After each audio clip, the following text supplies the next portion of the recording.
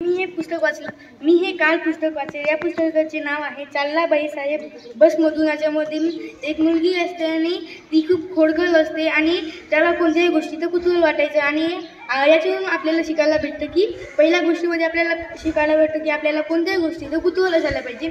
आणि याला एक इंग्रज लागतं, म्हणजे ही गोष्ट 1947च्या पूर्वीची आहे, म्हणजे आपला भारत देश स्वतंत्र झाला नव्हता तेव्हा याला एक इंग्रज दिसतो आणि तेव्हा याला ह्यानी त्या इंग्रजला सलाम करते आणि तो इंग्रज त्याला गुड मॉर्निंग म्हणतो। मग त्याला वाटतं की मी आता खूप मोठी झाले। मग त्यांच्या गावाच्या समोरून एक बस जात असे, ते त्या बसला दररोज पाहायचे। मग त्याला वाटलं की मी पण एकदा बसमध्ये चढेल आणि जाईल। मग त्याने ते सगळे हिशोब लावला की जाण्याचे 30 पैसे आणि येण्याचे 30 पैसे म्हणजे एकूण 60 पैसे। मग त्यांनी ते सगळे पैसे गोळा केले आणि बसमध्ये चढली आणि त्या बसमध्ये चढून ती खूप हसू, म्हणजे त्याला कंडक्टर पण त्याच्यासारखं दिसला आणि तो कंडक्टर पण खूप हसवायचा।